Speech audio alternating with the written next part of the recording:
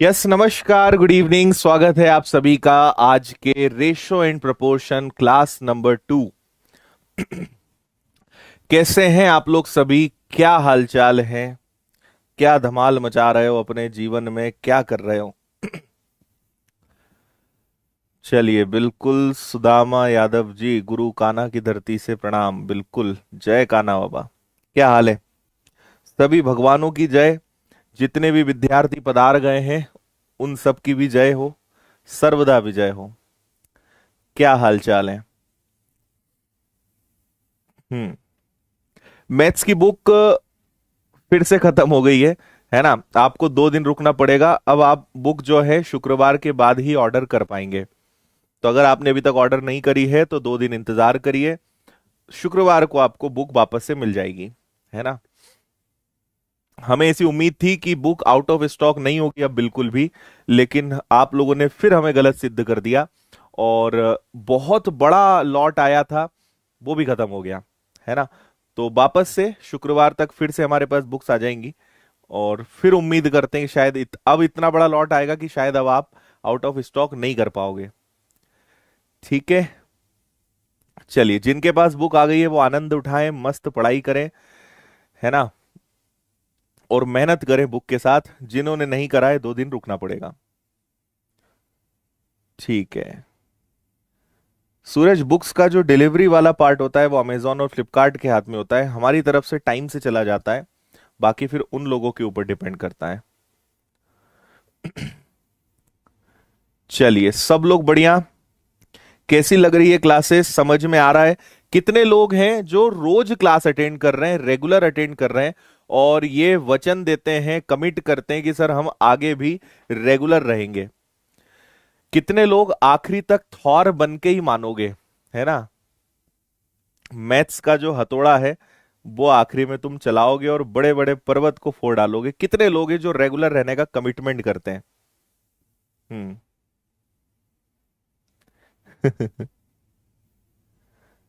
अच्छा, चैलेंज करोगे मतलब? हाँ, कितने भी ले आओ, आउट ऑफ स्टॉक कर दोगे? ओके। चलिए, बहुत अच्छी, सुंदर, प्यारी बात है। बस तो ऐसे रेगुलर रहो और आपको आखिरी में थॉर बना देंगे, सुपरमैन बना देंगे, स्पाइडरमैन बना देंगे, है ना? जितने भी क्या बोलना चाहिए, अवतार हैं, सुपरस्टार हैं जो दुनिया को बचा रहे हैं, वो सब आपको बना देंगे। ठीक है। करें सेशन की शुरुआत। देखो, ये अपना शेड्यूल है इस महीने का। आज रेशो की सेकंड और आखिरी क्लास है। अगले 2 दिन हम लाभ हानि पढ़ने वाले हैं, प्रॉफिट एंड लॉस पढ़ेंगे अगले 2 दिन। उसके बाद का शेड्यूल आपको पता ही है। तो जिनको नहीं पता इस महीने में कब कौन सा चैप्टर पढ़ाने वाला हूं, वो इसका स्क्रीनशॉट जरूर ले लें, है ना? और हर क्लास की पीडीएफ आपको टेलीग्राम पे मिल जाती है। टेलीग्राम पे जाइए, द विनर्स इंस्टीट्यूट ज्वाइन करिए और क्लास के खत्म होते ही पीडीएफ डाउनलोड कर लिया करो। ठीक है। चलिए, आपको याद होगा कल मैंने आपको शायद 8 या 9 क्वेश्चंस करवाए थे, लेकिन इस वाले क्वेश्चन को देखते से मैंने कहा था इसको कल करेंगे। तो पहले ये सवाल करते हैं, उसके बाद फिर हमने 8 सवाल कल करे थे, इसके आगे बढ़ेंगे। और सवाल आज के भी एकदम दमदार है। मैं बस इतनी ही बात कहूंगा, ऐसा लिखा आता है ना, कमजोर दिल वाले ना देखें। ठीक है। आज के जो सवाल हैं भैया, कमजोर दिल वाले अगर कोई हैं तो वो ना देखें। अगर कुछ हो गया तो उसकी जिम्मेदारी हमारी नहीं है। ठीक है। लेकिन आज के जो सवाल हैं धुआं धुआं कर देंगे। खिड़की दरवाजे अपने घर का खोल के रखना। मजा आ जाएगा आपको सीखने को। आज फिर कुछ नया मिलेगा, मजा आएगा। हम्म।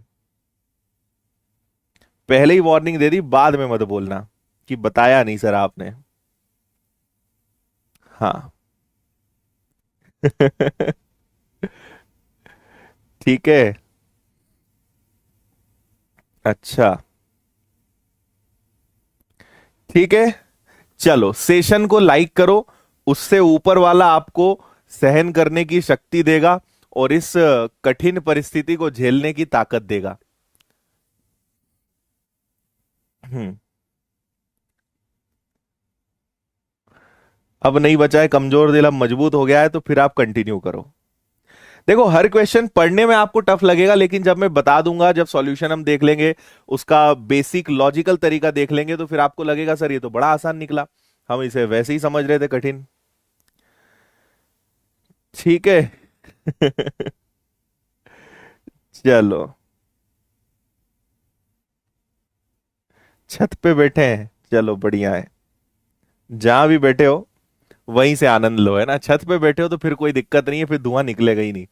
देखो, एक स्कूल की 10वीं कक्षा में 2 और 1 के अनुपात में 2 वर्ग हैं, है ना।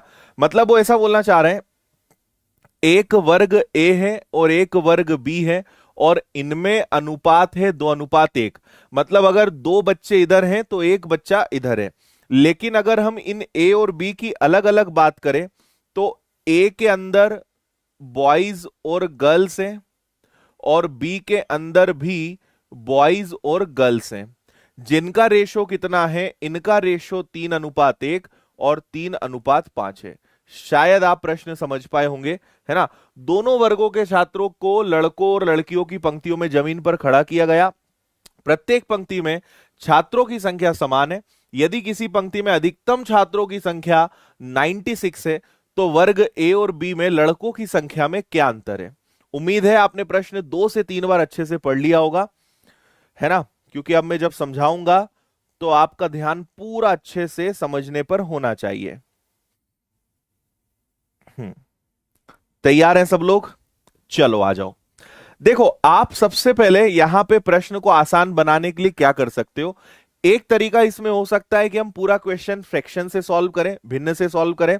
दूसरा तरीका हो सकता है कि हम कोई नंबर एज्यूम कर लें। तो मुझे देखो, इनका टोटल कितना है, 4 है। इनका टोटल कितना है, 8 है।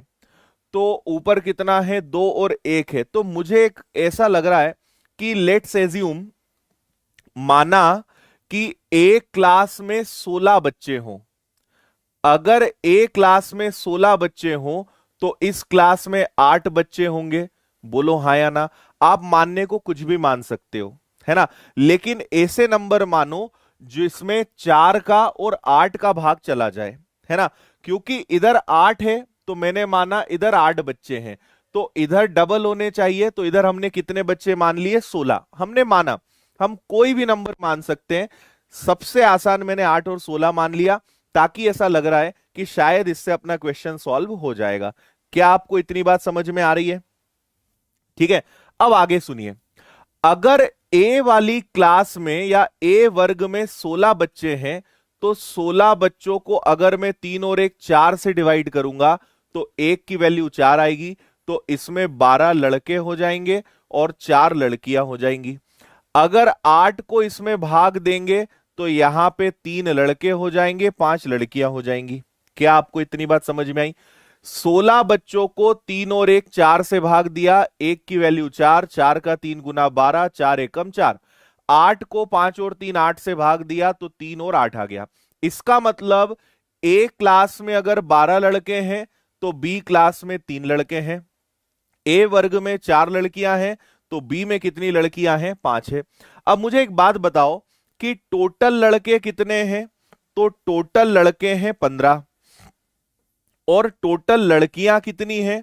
तो टोटल लड़कियां हो गई भैया आपके पास 9। अब आते हैं सबसे मुद्दे पर और सबसे काम की बात पर। ठीक है। हम्म, ठीक है जी। चलो अब सुनो। आपको सबसे खास बात कहा गया है कि सभी बच्चों को एक पंक्ति में जमीन पर खड़ा किया गया। प्रत्येक पंक्ति में छात्रों की संख्या समान है। किसी पंक्ति में अधिकतम छात्रों की संख्या 96 है। अब ये एक ऐसा लॉजिक लगने जा रहा है जो आपने इमेजिन नहीं किया होगा। जैसे हमने देखा कि भैया लड़के कितने हैं, 15, लड़कियां कितनी हैं, 9। जो भी आंसर आएगा वो 15 और 9 के मल्टीपल में आएगा। और इन्होंने कहा है कि एक छात्र में, एक लाइन में अधिकतम छात्रों की संख्या। तो आप यहां देखेंगे कि इनमें अधिकतम कॉमन क्या निकल सकता है। मतलब इनका एचसीएफ लेंगे और इनमें अधिकतम कॉमन निकल सकता है 3। ऐसी संख्या जिसमें 15 का भी भाग चला जाए, 3 का भी 9 का भी चला जाए, तो वो संख्या हो सकती है 3। 3 का भाग 15 में भी जाएगा, 3 का भाग 9 में भी जाएगा। इनका एचसीएफ 3 आएगा। इनमें हाईएस्ट कॉमन नंबर 3 है, जबकि वो बोल रहे हैं कि अधिकतम छात्रों की संख्या 96 है, तो 3 की वैल्यू भैया क्या हो जाएगी, 96 हो जाएगी। अगर 3 की वैल्यू 96 हो जाएगी तो 1 की वैल्यू आपकी 32 हो जाएगी, 1 की वैल्यू 32 हो जाएगी, बोलो हाँ या ना। अब आते मुद्दे पर, पूछा क्या है, आपसे पूछा है वर्ग ए और वर्ग बी में लड़कों की संख्या में क्या अंतर है। मुझे सिर्फ ये बता दो कि लड़कों की संख्या में क्या अंतर है। लड़के यहां पे 12 है, यहां पे 3 है, दोनों में कितने का अंतर है, 9 का। तो आपको बस इसमें 9 का मल्टीप्लाई कर देना है। तो 9 दूनी 18 का 8 कैरी 1 हासिल का 1 27 और 1 28। लड़कों की संख्या में 288 का अंतर है, और ये आपके ऑप्शन में होना चाहिए, डी वाला बिल्कुल सही जवाब होगा इसका। क्या आपको बात समझ में आई? और आप अगर कोई भी नंबर अपने मन से मानोगे, आंसर सेम आएगा, आंसर अलग बिल्कुल नहीं आने वाला। ठीक है, हाँ। पीडीएफ आप डाउनलोड कर लेना क्लास के खत्म होते ही Telegram channel the winners institute से। कोई दिक्कत परेशानी हो तो बताओ, एक बार बोलोगे तो और समझा दूंगा मैं, है ना। टोटल 16 बच्चे इधर, 8 इधर, 16 को हमने बांटा 3 और 1 में, 12 और 4, 8 को बांटा 3 और 5, 12 प्लस 3 15 लड़के, 4 प्लस 5 9 लड़कियां। इनमें हाईएस्ट कॉमन क्या निकल रहा है, 3, जबकि बोल रहे हैं कि अधिकतम छात्रों की संख्या क्या हो सकती है, 96। 3 बराबर 96, 1 बराबर 32। फिर आपसे जो पूछा है बस उसका गुणा करना है। उसने बोला कि दोनों वर्ग में लड़कों की संख्या का अंतर बताओ। यहां लड़के 12 हैं, यहां लड़के 3 हैं, अंतर कितने का है, 9 का। अंतर बोला ना उन्होंने, अंतर, तो अंतर ले लो डायरेक्ट। नहीं तो 32 का गुणा 12 में करो, 32 का गुणा 3 में करो, फिर घटाओ। इससे अच्छा है कि इनमें अंतर है 9 का, 9 का गुणा करो। आपका आंसर कितना आएगा, 288, 288। थोड़ा सवाल दमदार है, लेकिन आप अब समझ गए होंगे। सारे सवाल आज के एक से बढ़कर एक हैं, और मैंने पहले ही कहा है कमजोर दिल वाले बिल्कुल ना देखें। कुछ लोग ऐसे होते हैं ना, सर ज्यादा दिमाग लगाने वाले प्रश्न नहीं होना चाहिए, है ना, आसान प्रश्न होना चाहिए, कॉन्फिडेंस बढ़ाने वाले सवाल होने चाहिए। तो उनके लिए ये क्लास बिल्कुल नहीं है। अगर आप कुछ नया सीखना चाहते हैं तो ही ये क्लास अटेंड करें, और अगर आपको कॉन्फिडेंस बढ़ाना है तो ये क्लास आपके काम की नहीं है, बल्कि इसको अटेंड करने से कॉन्फिडेंस कम होगा, है ना। ये अलग बात है कि एग्जाम में बहुत मदद मिलेगी, एग्जाम बहुत अच्छा जाएगा, लेकिन अभी आपका कॉन्फिडेंस कम होगा। तो या तो अभी कॉन्फिडेंस कम कर लो और एग्जाम में अच्छा परफॉर्म करो, या ऐसी क्लास अटेंड करो जिससे अभी कॉन्फिडेंस बढ़े और एग्जाम बिगड़ जाए। ठीक है, देखो जब अधिकतम कुछ मैक्सिमम कॉमन देखना होता है ना, तो एचसीएफ लेते हैं। एचसीएफ का मतलब ही होता है हाईएस्ट कॉमन फैक्टर, महत्तम समावर्तक, वो बड़ी से बड़ी संख्या जो दोनों में कॉमन हो। तो यहां पे एचसीएफ का कंसेप्ट लगेगा, एलसीएम का नहीं लगेगा। ठीक है, क्योंकि उन्होंने क्या कहा है कि जब सभी बच्चों को हम एक साथ खड़ा करेंगे, किसी पंक्ति में अधिकतम छात्रों की संख्या 96 है, मतलब जो भी आंसर आएगा यार वो 15 और 9 के मल्टीपल में आएगा। एक्चुअल में आप पूरे को x लिख सकते हो, ये 15x है, ये 9x है, तो जो भी आएगा इनमें वो मैक्सिमम कॉमन आएगा, और मैक्सिमम कॉमन हो सकता है 3, जबकि वो बोल रहे हैं कि मैक्सिमम जो हाईएस्ट छात्र हो सकते हैं वो 96 होते हैं, इसलिए 3 की वैल्यू 96 के बराबर है। ठीक है, चलो आगे बढ़े। कल से थंबनेल पे भी लिखवा देंगे, कमजोर दिल वाले ना देखें। ठीक है, हाँ।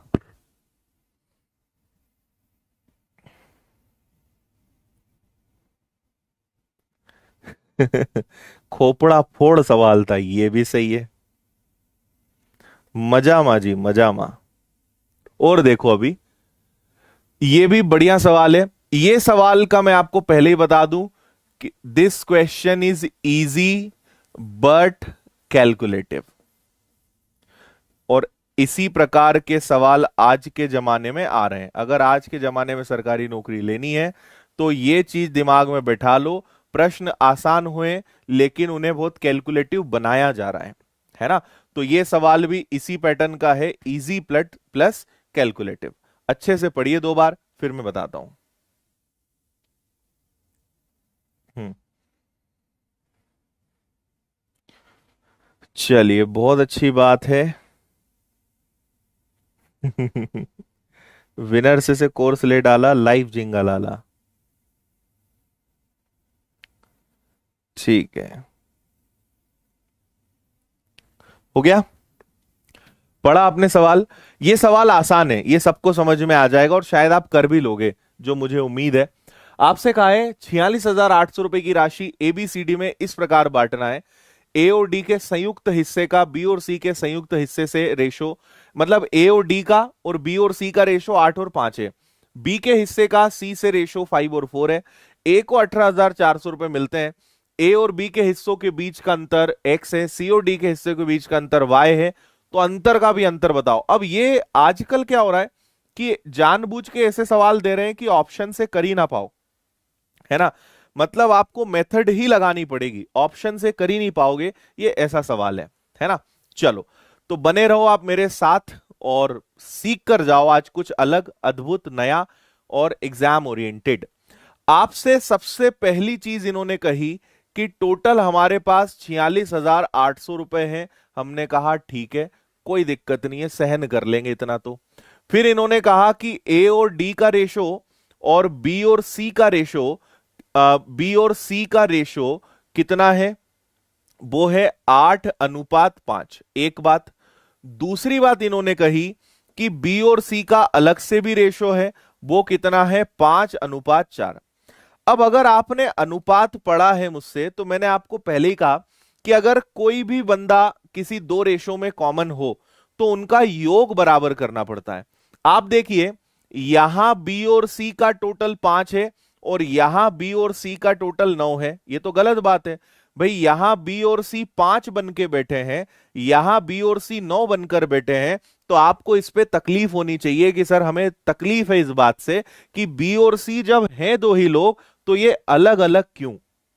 गलत बात है, सेम होना चाहिए। तो इसके लिए क्या करते हैं, अगर यहां 5 है तो यहां 5 का गुणा करिए, यहां 9 है तो यहां 9 का गुणा करिए। इससे फायदा क्या होता है कि बी और सी दोनों जगह सेम हो जाएंगे। और उससे बड़ा फायदा क्या होगा कि सब काम अपने आप हो जाएगा। तो देखो, 9 का गुणा करेंगे तो ये बन जाएगा 72, 9 का गुणा करेंगे तो ये बन जाएगा आपका 45, है ना। 5 का गुणा करेंगे तो ये बन जाएगा 25 और 5 का गुणा करेंगे तो ये बन जाएगा 20। इतनी बात शायद आप समझ पाए होंगे, है ना। अब मेरी बात और ध्यान से सुनना। देखो, आप ये बताओ कि इस देखो यहां पे ए भी है, बी भी है, सी भी है, डी भी है। अगर मैं 72 और 45 को जोड़ लेता हूं तो इसके अंदर सब लोग आ जाएंगे, है ना, सब इसके अंदर हैं। तो ये हो गया 5 और 2 7 और 7 और 4 हो गया 11। तो मैं इसे 117 हिस्सों में बांट सकता हूं। भाई ये पैसा एबीसीडी का है, चारों का है, ठीक है। चारों का है तो इसका टोटल कर सकते हैं 72, 45, 5 और 2 7, 7 4 11। इससे भाग देंगे, देखो दिख रहा है डायरेक्ट, 17 चौक 68, 4 एकम 4। एग्जैक्ट कितनी गुना हो रहा है? ये 400 गुना हो रहा है। तो एक की वैल्यू कितनी मिल गई मुझे? एक की वैल्यू 400 मिल गई। अब मैं एक काम कर सकता हूं, देखो यहां पर ना आपको सबके बारे में पता लगाना है। ए के पास कितना, बी के पास कितना, सी के पास कितना, डी के पास कितना, सबका पता लगाना पड़ेगा। प्रश्न ही उन्होंने ऐसा डिजाइन करा है। तो देखो, अगर 400 का गुणा मैंने 25 में कर दिया, इस 400 का गुणा 25 में कर दिया, तो मुझे पता चल जाएगा बी के पास कितना। तो 400 का गुणा किया तो बी के पास 10,000 रुपए है ना। फिर 400 का गुणा इसमें किया तो पता चल गया मुझे कि सी के पास 8,000 रुपए है। बात समझ आ रही है? बी के पास 10,000 है, सी के पास 8,000 है। अच्छा, इन्होंने पहले से बोल के रखा है कि ए के पास 18,400 है। ए के पास कितना है? 18,400 है। तो आपको ए का पता चल गया, बी का पता चल गया, सी का पता चल गया, तो क्या डी का पता नहीं लगा सकते? आराम से पता लगा सकते हो। तो मुझे फिर ये बताओ कि टोटल पैसा है 46,800।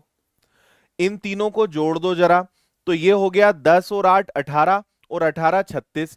ये हो गया आपका 36,400, है ना। तो बचा कितना? आपके पास बचा 10,400। ये किसका पैसा है? डी का।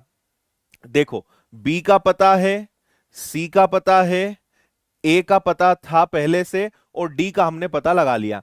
भाई चारों में से बी, सी और ए का पैसा हटाया तो हमें डी का पैसा मिल गया। अब हमें सब कुछ पता चल गया जो वो हमसे पूछना चाहते थे। इतनी बात शायद आप समझ पाए होंगे। अब आगे देखो क्या बोला है। इन्होंने बोला है ए और बी के अंतर को एक्स कहें, है ना। ए और बी के अंतर को, ए और बी के अंतर को एक्स कहा जाए। और ये भाई साहब क्या पूछ रहे हैं आपसे, ये पूछ रहे हैं एक्स और वाई का अंतर, है ना। तो ए और बी के अंतर को एक्स कहेंगे। 18,400 में से 10,000 गया तो बचेगा 8,400। और सी और डी के अंतर को वाई कहें, सी और डी के अंतर को वाई कहें तो 10,400 में से 8,000 गया तो ये कितना आ जाएगा 2,800। बोलो हाँ या ना। तो ये एक्स आ गया, ये वाई आ गया। लेकिन ये पूछ रहे हैं एक्स और वाई का अंतर, एक्स में से और वाई घटाओ, है ना। तो 2 जीरो लगा दो। 14 में से 8 गया तो 6 बचेगा, 7 में से 2 गया तो 5 बचेगा। क्या 5600 आंसर में है या कुछ गड़बड़ कर दी अपन ने, एक बार चेक करो। इन दोनों का अंतर कितना आ गया 8,400 और इन दोनों का अंतर कितना आ गया, अच्छा यहां 2,400 आएगा, सॉरी। इन दोनों का अंतर आएगा 2,400, सॉरी 2,400। और दोनों का अंतर कितना आ जाएगा, तो दोनों का अंतर आ जाएगा 6,000। अब ठीक है शायद, और 6,000 ऑप्शन में भी है, तो भैया डी इसका आंसर होना चाहिए। समझ में आया या नहीं आया, उसके बदले मुझे ये बताओ कि प्रश्न कैसा लगा आपको। समझा तो मैं और दूंगा आपको, उसकी चिंता मत करो। एक बार पूरा रिपीट कर रहा हूं, लेकिन कैसा लगा प्रश्न ये बताओ मुझे। ठीक है,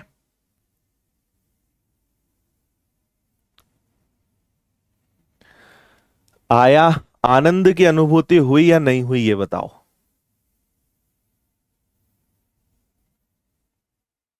हम्म,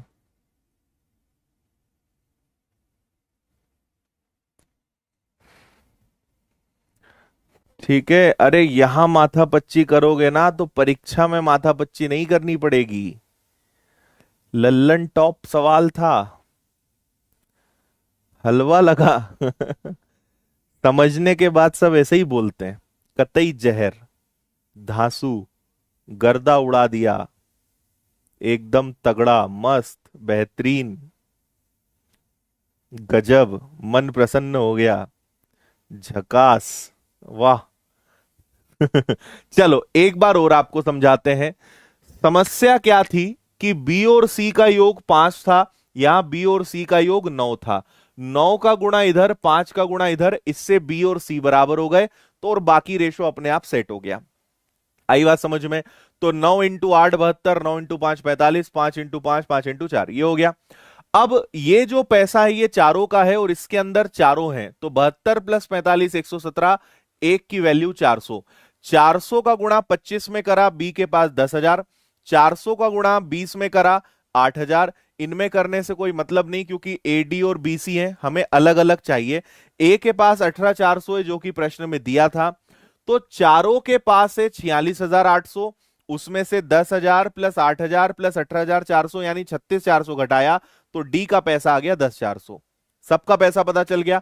अब उन्होंने बोला कि ए और बी के अंतर को एक्स बोलो, सी और डी के अंतर को वाई बोलो, और अंतर का अंतर बताओ, एक्स और वाई का अंतर बताओ। तो ए में से बी घटाया, 18,400 में से 10,000 गया, 10,400 में से 8,000 गया, तो ये एक्स आ गया, ये वाई आ गया, और एक्स और वाई का भी अंतर बताओ। तो आपके सवाल का आंसर क्या हो जाएगा, 6,000 हो जाएगा, 6,000।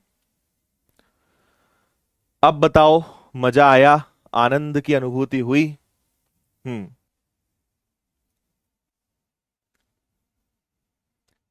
ठीक है। 400 कहां से आया, अरे प्रभु 117 से काटोगे ना, 117 का 4 गुना 468 और आगे 2 जीरो, तो ये 400 आ गया। और 117 कहां से आया, इन दोनों को जोड़ने से आया।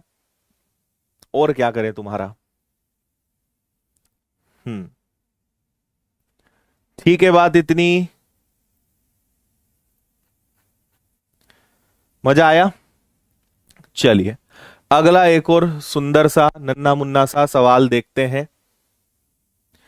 ये सेम क्वेश्चन मैंने मैथ्स फाउंडेशन में कराया है। अगर आप मेरे मैथ्स फाउंडेशन बैच के स्टूडेंट हैं तो आप शायद बिना पेन उठाए इसका आंसर दे पाएंगे। तो देखते हैं कौन आंसर देता है इसका जल्दी से। बहुत ही लड्डू सवाल है, चुन्नू मुन्नू सवाल है, जल्दी से इसको निपटाओ। हम्म।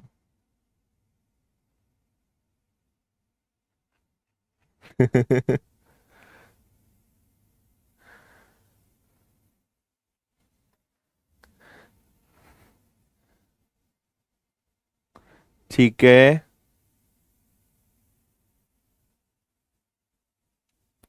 हाँ, व्यापम फाउंडेशन की जानकारी देंगे, एसएससी फाउंडेशन की भी जानकारी देंगे, सब बताएंगे।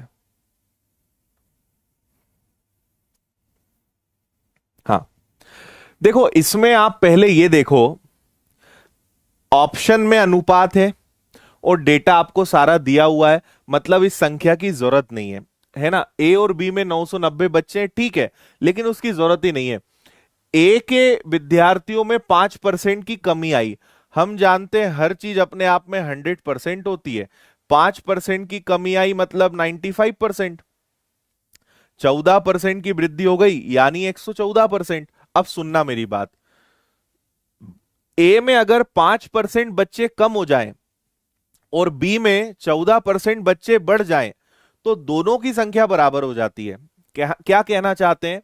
अगर ए में 5% की कमी आ जाए मतलब ए में जितने बच्चे वो 95% बन जाए, और बी में जितने बच्चे हैं उनमें 14% की वृद्धि हो जाए यानी वो 114% बन जाए, तो विद्यार्थियों की संख्या समान हो जाएगी, इक्वल हो जाएंगे, इसलिए मैंने इक्वल लगा दिया।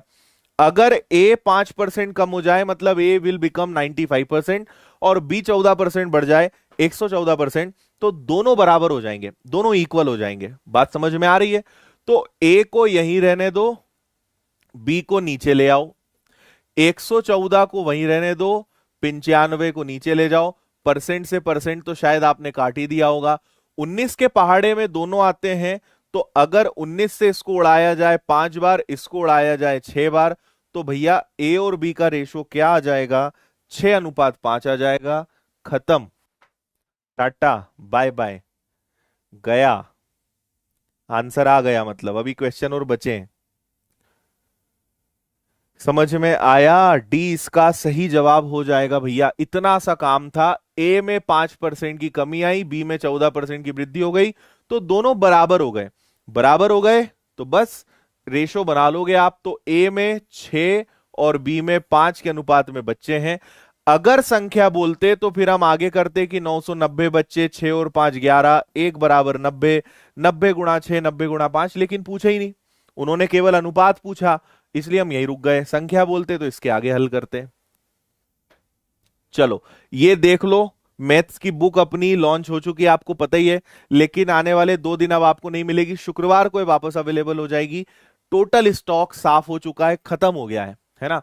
मैंने अभी आपको क्लास की शुरुआत में ही कहा था कि हमें लगा था कि अब आउट ऑफ स्टॉक हम होने ही नहीं देंगे, लेकिन आप लोगों ने हमें हरा दिया और फिर आउट ऑफ स्टॉक कर दिया।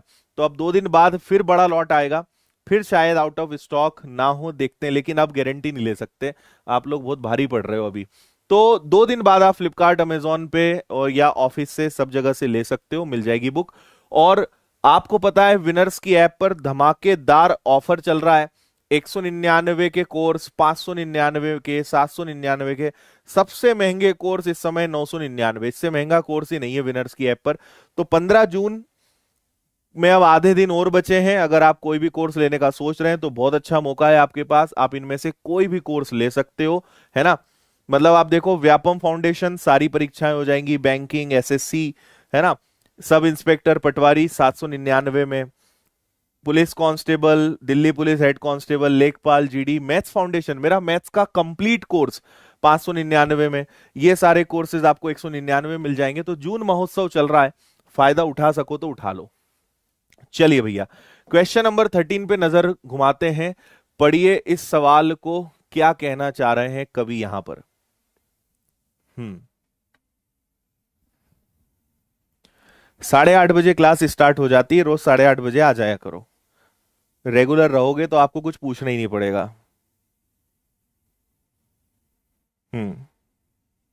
अच्छा, 999 वाला ले लिया है, गुड। एसएससी फाउंडेशन के बारे में मैं कल या परसों एक वीडियो बना के आपको पूरी जानकारी दे दूंगा, अलग से वीडियो में बता देंगे आपको। ठीक है।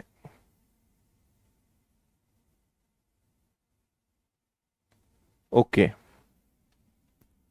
अभिषेक यादव जी, क्या काम है वो बताओ यार, कॉपी पेस्ट मत करो इतना। हम्म।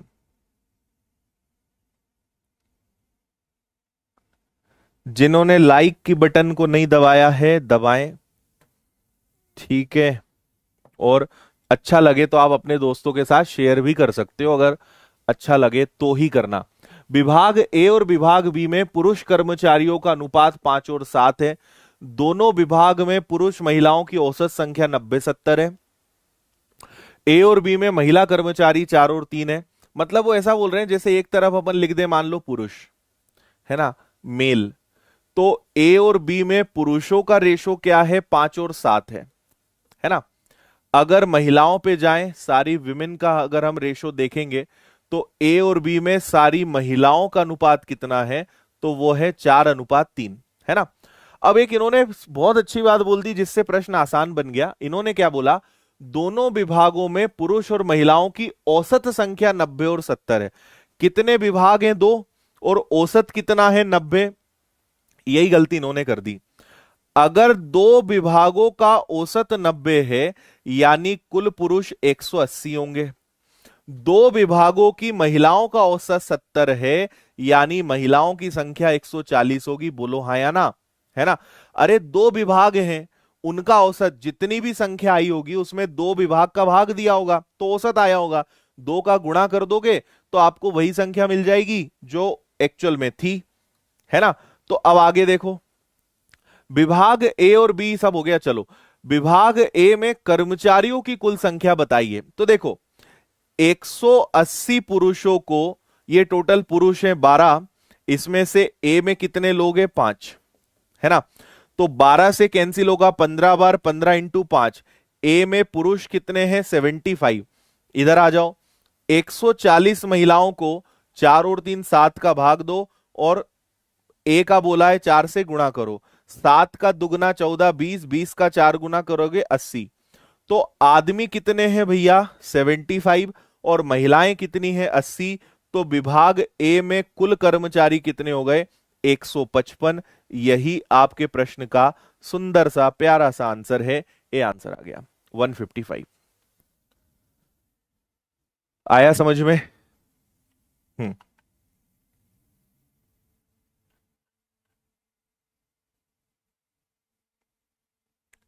क्लियर है, बात समझ में आई।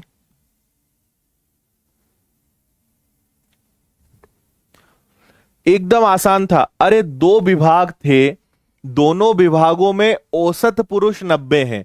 दो विभाग हैं, 2 से गुणा करेंगे।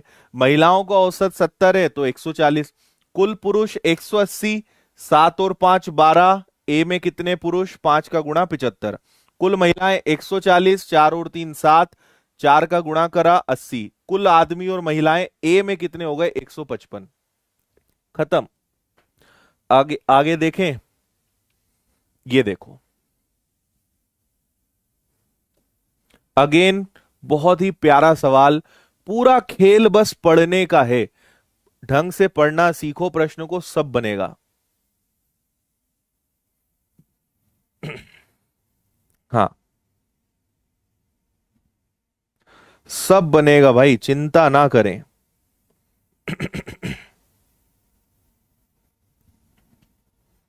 हम्म।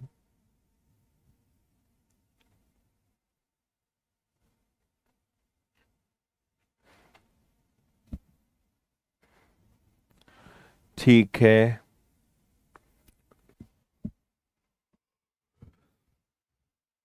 देखो विनर्स ऐप के सारे कोर्सेज अब आप लैपटॉप में भी चला सकते हो ना, लैपटॉप वाला वर्जन भी अवेलेबल है।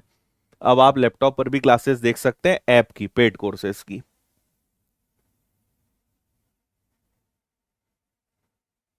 हम्म।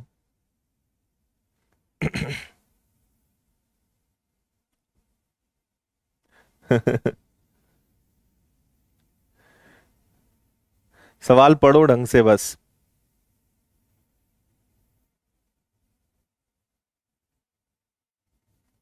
ओके, पढ़ लिया। आ जाओ। देखो, श्रीमान डेक्स का मासिक वेतन अपने पिता के मासिक वेतन का एक चौथाई है ना। मतलब जो डेक्स है, डेक्स नाम का बंदा है, इसका जो वेतन है अपने पिताजी के वेतन का 1/4 है। अच्छी बात। और डेक्स की जो बहन है उसका मासिक वेतन पिता का 2/5 है।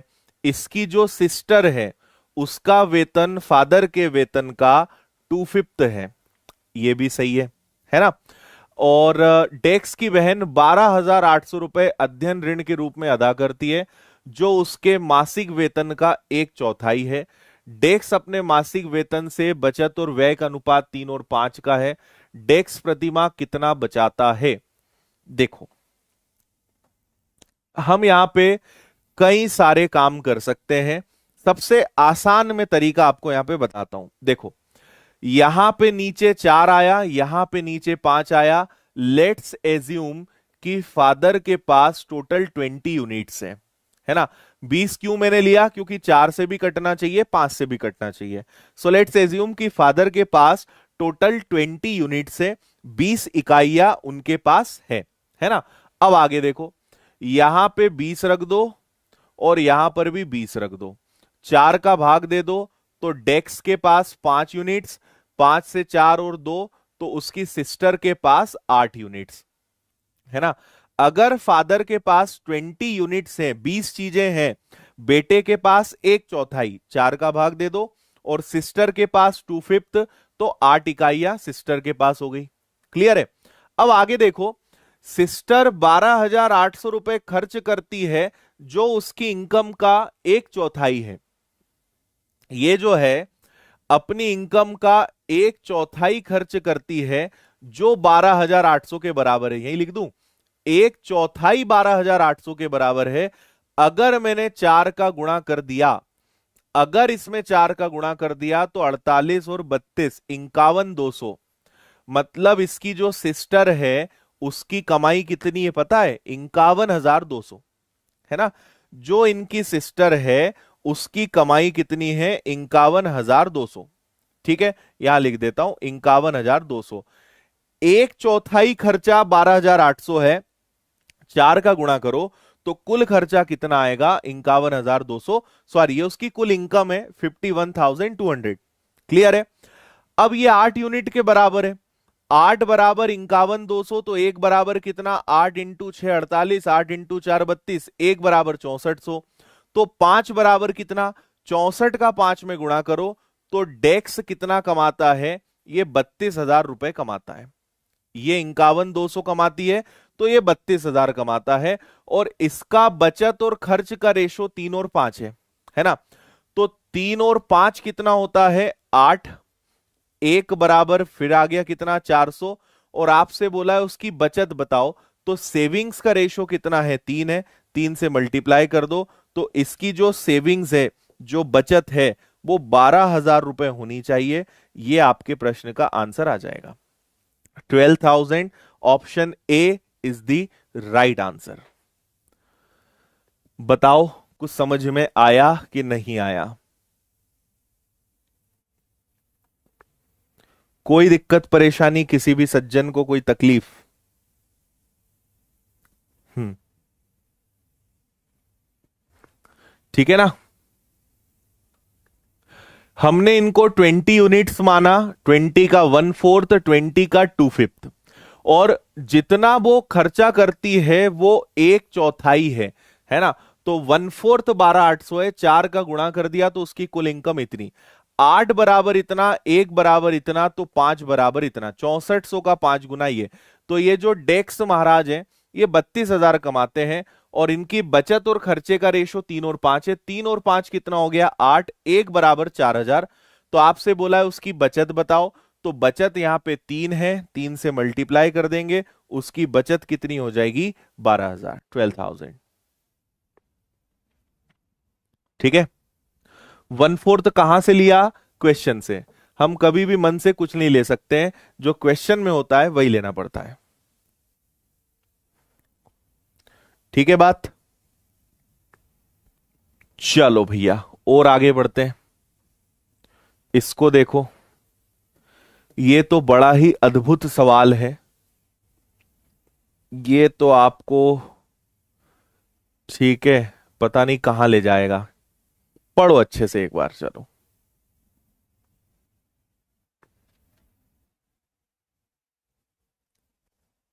हम्म।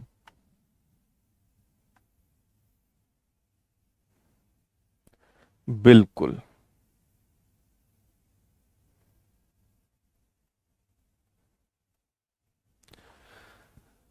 कैसा लग रहा है? मजा आया? कमजोर दिल वालों की संख्या कम होने लगी है ना। तेजी से सब भागने लगे। क्वेश्चन नंबर 15, आइए पढ़ते हैं। एक व्यक्ति अपने पास रखे हुए आम में से आधे से एक अधिक आम पहले ग्राहक को बेचता है। इसके बाद वह शेष आम के एक तिहाई से एक अधिक आम दूसरे को बेचता है। शेष आम के एक चौथाई से एक अधिक तीसरे को बेचता है और शेष का 1/5 से एक और ज्यादा चौथे को बेचता है। अब उसके पास कुछ भी नहीं बचा। उसके पास कुल कितने आम थे? Hmm. Very good. Thalesh Kumar ने बिल्कुल सही चीज बोली है। ये एक ऐसा क्वेश्चन है जो ऑप्शन बेस्ड है, इसकी कोई मेथड नहीं होगी। हम इसमें क्या मेथड तो होगी मतलब, लेकिन हमें नहीं करना है। मेथड से करेंगे आधा घंटा लगेगा, ऑप्शन से करेंगे जल्दी हो जाएगा, है ना। जैसे लेट से हम 12 उठाते हैं, है ना, कि उसके पास 12 आम थे। आधे से एक ज्यादा मतलब इसका आधा क्या हुआ? 6 और उससे एक ज्यादा, यानी इसने 7 आम दे दिए। तो कितने बचे? 5। ठीक है। फिर इसके एक तिहाई से, 5 के एक तिहाई से, ये तो यहीं से गड़बड़ हो रहा है, मतलब शायद ये ऑप्शन गलत हो सकता है। दूसरा लेते हैं। लेट से दूसरा ऑप्शन है 14। मान लो उसके पास टोटल 14 आम थे। आधे से एक ज्यादा, तो आधे से एक ज्यादा यानी 8 आम गए, तो बचे कितने? 6, है ना।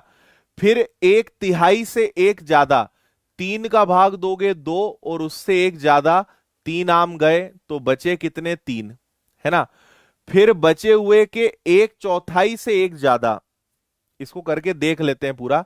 इसका एक चौथाई से एक ज्यादा, 3 का एक चौथाई से एक ज्यादा, इसको अगर मैं हल करूंगा तो 4 एकम 4 और 3, ये आएगा 7/4, है ना।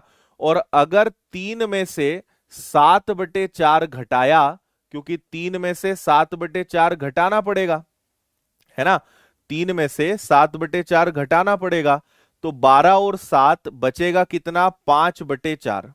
कितना बचेगा? 5/4। फिर ये क्या बोल रहे हैं? शेष को 1/5 से, अरे ये क्या कहना चाह रहा है यार, 1/5 से एक ज्यादा। देखो, शेष का 1/5 से एक ज्यादा, 5 से 5 गया, तो ये बचेगा आपका 1/4 प्लस 1, जो हो गया 5/4। और 5/4 घटाया तो 0 बच गया। अरे सही है, सही है, सही है। 14th वाला आपका बिल्कुल करेक्ट आंसर है, एकदम सही है।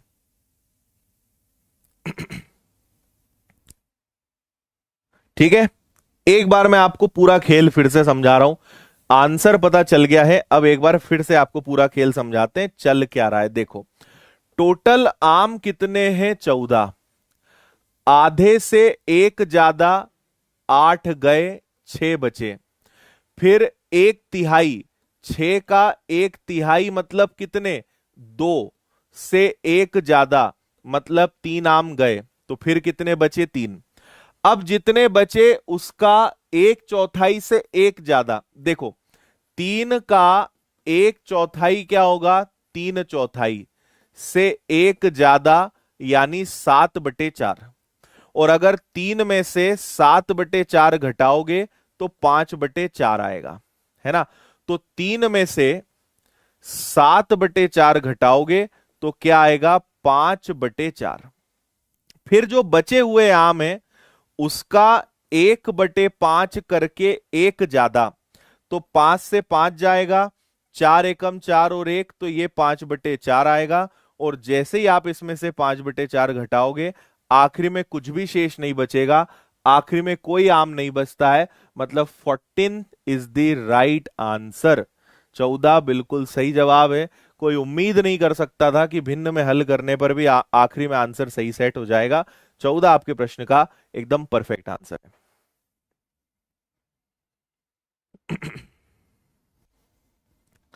अब बताओ, समझ में आई क्या बात? है ना? आधे से एक ज्यादा 8 गया, 1/3 से एक ज्यादा 6 का 1/3, 2 से एक ज्यादा 3 गया, 3 का 1/4 से एक ज्यादा 7/4, 3 में से 7/4 गया 5/4, 5/4 के 1/5 से एक ज्यादा मतलब 5/4 गया तो 0 बचा। Hence proved answer is right. 14 इसका बिल्कुल करेक्ट आंसर हो जाएगा।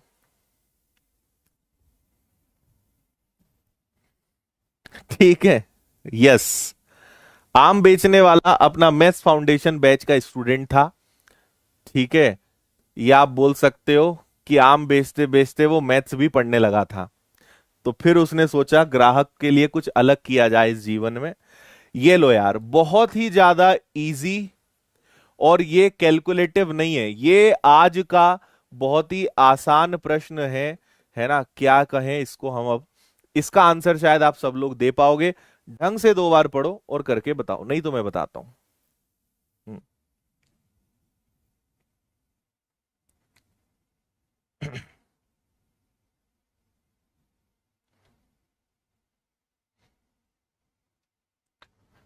ठीक है। अभिषेक, एक बार फिर से आप सपोर्ट वाली आईडी पर मेल करो, आपको जवाब मिल जाएगा ना। यहां लिखने से कोई मतलब नहीं है। सपोर्ट वाली टीम को फिर से बता दो, वो आपकी क्वेरी दूर कर देंगे। अरे कैसा लगा सवाल? यहीं हो कि गए? यहीं पे हो कि गए? कहां हो तुम लोग?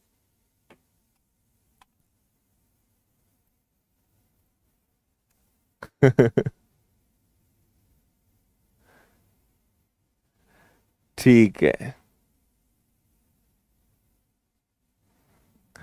चलो आ जाओ, देखो क्या बोल रहे हैं। पंडित जी ने 950 सोने के सिक्के उनके पास थे और उन्होंने अपनी 3 बेटियों को दिया। एक का नाम ललिता, एक का नाम अमिता, एक का नाम नीता। अगर ललिता 25 सिक्के अपने पति को दे दे, अमिता 15 सिक्के दान कर दे, नीता सिक्के से 30 से आभूषण बना ले, फिर जो बचेगा उसका रेशो ये है। देखो टोटल कितने सिक्के थे भैया? टोटल 950 सिक्के थे, है ना? 25 सिक्के ये गए, 15 सिक्के ये गए, 30 सिक्के ये गए। 30 प्लस 15 प्लस 25, 2 3 4 7, 70 हो गया क्या? 70 सिक्के गए तो बचे कितने? 880 सिक्के। और अब जो सिक्के बचे उनका रेशो कितना है? उनका रेशो है 20, 73 और 83, है ना? इसको बांट लो तो 3 और 3 कितना हो गया? 6, और 8 7 15 और 2 कितना हो गया? 17, है ना? 17 पंजे 85 और 6 पंजे 30, एग्जैक्ट 5 बार कैंसिल हो गया। तो एक की वैल्यू कितनी आ गई? 5। आपसे बोला है अमिता ने श्रीमान पंडित से कितने सिक्के लिए थे, अमिता का पता लगाना है। तो देखो एक की वैल्यू 5 है, पहले इसमें 5 का गुणा करो, तो 5 तिया 15 का 5 कैरी 1, 35 और 1 36। देखो अमिता ने 15 सोने के सिक्के दान करे, उसके बाद उसके पास 365 सिक्के बचे होंगे, तो 15 और जोड़ दो, मतलब उसने जो सिक्के लिए होंगे वो 380 लिए होंगे। 380 सिक्के थे, 15 दान करे तो 365 बचे, तो 15 वापस जोड़ दो। अमिता के पास शुरुआत में 380 सिक्के रहे होंगे। क्या आपके दिमाग में अब चीज गई? ये तो आसान था यार, इसको टफ मत बोल देना, है ना? 25 15 और 30 हो गए 70, 70 सिक्के हटा दिए तो जितने सिक्के बचे उनका अनुपात ये है ना?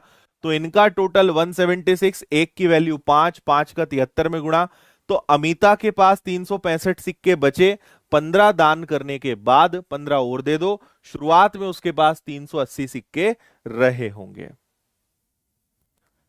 ठीक है, हाँ ठीक है। चलिए भैया, और एक और बढ़िया सवाल लेते हैं। 17 नंबर का सवाल, और 17 मतलब क्या होता है बताओ। चलो आखिरी सवाल ही अपना है ना, मजा ला देंगे इसमें भी। 17वां सवाल और 17 मतलब। हम्म। मेन क्वेश्चन के सामने झुकेगा नहीं, अरे बाप रे। पुष्पा आ गया क्या? कल आप और आनी पड़ेंगे।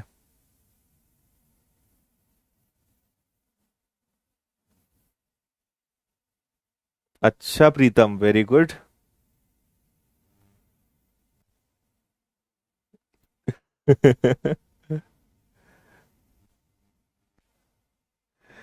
ठीक है। 17 मतलब खतरा। चलो आ जाओ। देखो, पहली दूसरी और तीसरी श्रेणी के रेल भाड़े का अनुपात 8, 6 और 3 है। पहली और दूसरी श्रेणी के किराए को क्रमशः 1/6 और 1/12 घटा दें, और निश्चित वर्ष में तीनों श्रेणियों के यात्रियों का अनुपात 9, 12 और 26 था। कुल टिकट बिक्री से 1088 रुपए आए। तो ज्ञात करें पहली श्रेणी के यात्रियों से कितना किराया प्राप्त हुआ। देखो भैया, बात ढंग से सुनना। पहली श्रेणी, दूसरी श्रेणी और तीसरी श्रेणी, ध्यान से सुनना। जो हमने अभी तक सवाल करे हैं उसमें थोड़ा सा ट्विस्ट है इस सवाल में। पहली श्रेणी में कितने यात्री थे, तो सॉरी, रेल भाड़ा किराया कितना था 8, इधर कितना था 6 और इधर कितना था 3। अब ध्यान से सुनना, पहली श्रेणी में 1/6 भाड़ा कम हो गया, है ना। 1/6 कम हो गया, 6 में से 1 कम हो गया, मतलब जितना पहले लगता था उसका 5/6 लगेगा।